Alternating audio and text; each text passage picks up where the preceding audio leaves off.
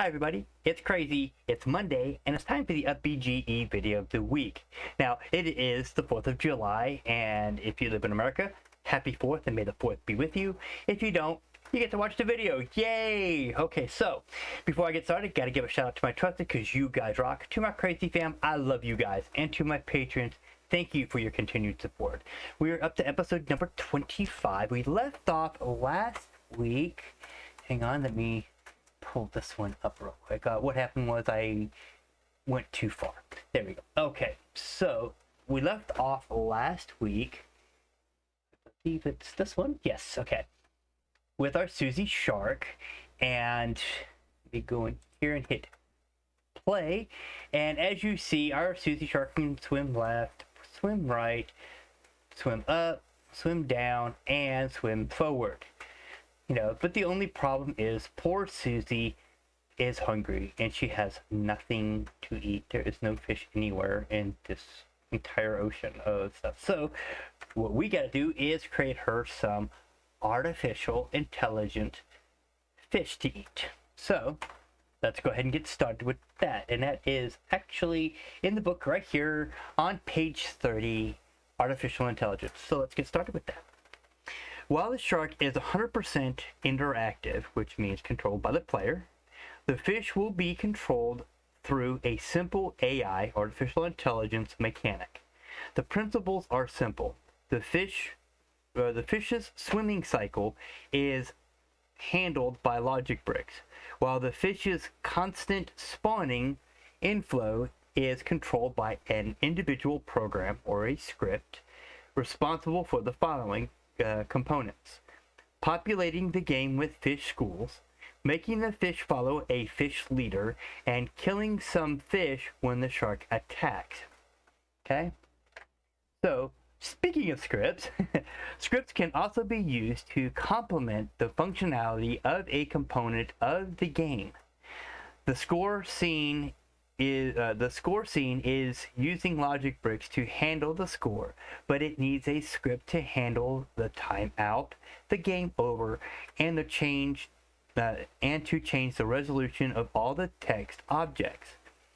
We'll explain more about that in scoring system section of this chapter, which is way down below this. Okay.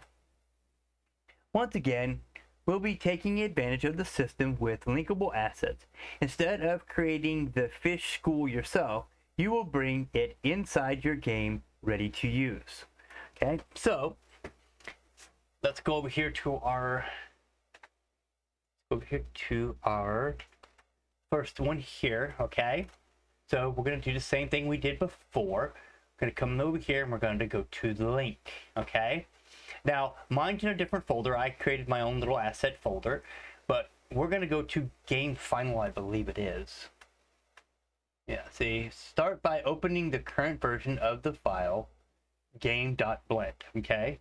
So, if I open the game.blend file, it will show it, you know, all this in here, but, you know, we have our own game file. We're not going to use that one. Now you need to link the group fish school from the file assets school blend. So we're going to go into assets. Okay, we're going to go into school blend. Oh, I went too far. Sorry, double click. Okay, now normally we work with object. Okay, so hang on, don't click that one yet.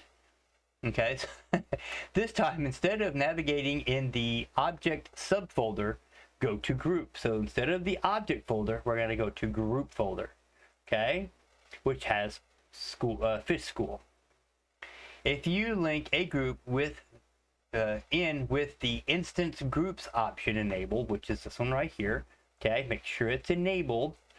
All right, is nothing more than an empty object that is used to place a Blender group in the scene. The group is linked from the original file, thus changes made there are kept in sync with your game file. Okay, so yeah.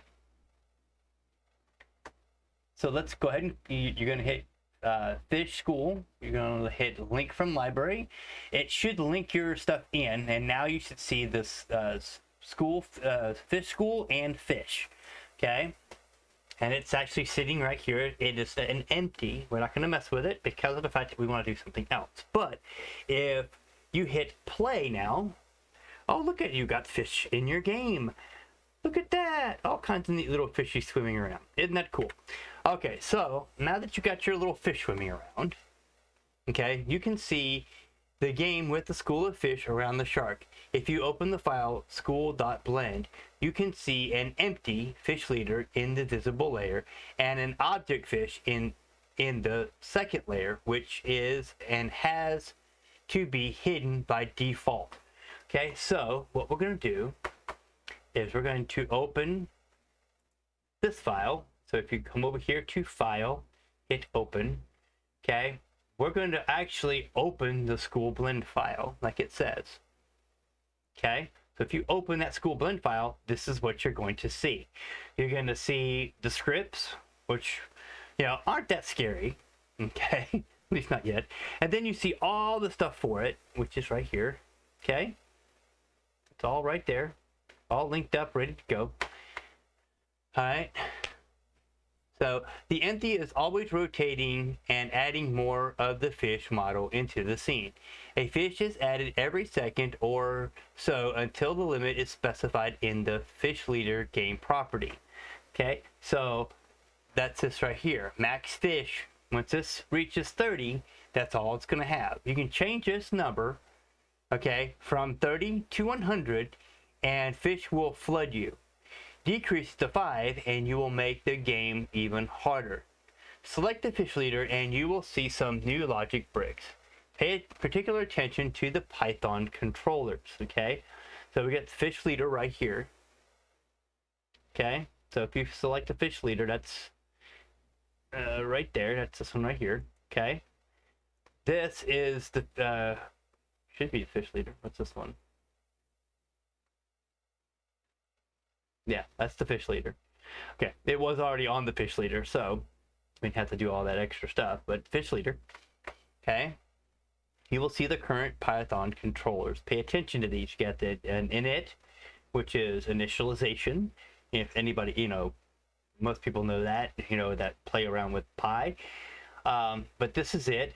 You know, it's just text in this, but that if you had it on, which one was it? Yeah, there we go. We'll take that off. This right here is what looks Python actually looks like whenever you're writing code, but this is still the same. It's no different than just typing in a bunch of stuff in there for you. Okay, so let's scroll on down. It says, okay, the script allows for more direct manipulation of your game elements, complex math computations, and a denser logic for your gameplay. If you look at the scripts in this file, in the text editor, you'll see you have nothing to be afraid of. This is a simple textual way to describe interactive behaviors for your game. And it's far simpler than the hardcore task of programming an entire game engine. And there's plenty of people I know that tried to build are trying to build their own game engines, and you know, it's hard work. Okay, cheers for the compromise, right? Okay, you can look at the game property and logic bricks, including the script controllers of the fish leader. Okay, so you can look at these. Okay, so you got the init. Okay, that's it right there. You know, you've got the add fish py right here, and then you got the kill me py, which is all these are right here. That shows everything. Okay, there's a lot there. Okay, all right, so add art versus math. But I'm an artist and I don't understand math. Sure, we get that a lot, but bear in mind that here you only need to understand the mechanics of when to rely on a script and what you can do with it. For more in-depth overview of this topic, see Chapter 7, Python Scripting, later in this book. Or later in the book, sorry about that. Also, the math you need for Python scripting is more accessible than most people assume. Unless, of course, you are planning to run for Miss USA. Now, I'm going to switch back over to that real quick because that is a funny video. believe it's that one. No, that one. There we go. Okay, so if you got the book, okay, look at the go to this link right here. It's hilarious. You'll laugh. Okay, it's very funny. All right, so if you want to do your own customizations, try to animate the fish with bones. You can follow all these steps we did for the shark. Additionally, remember to change the object being added by the fish leader at fish actuator.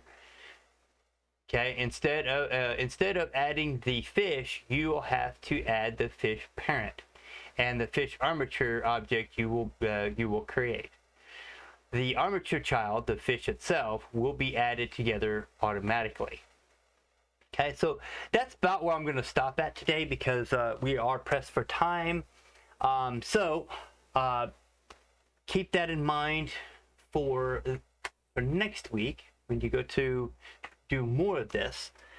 More playing around with AI and trying to figure out how the fish work. A little bit of homework for you. See if you can get your fish to spawn in more places than one.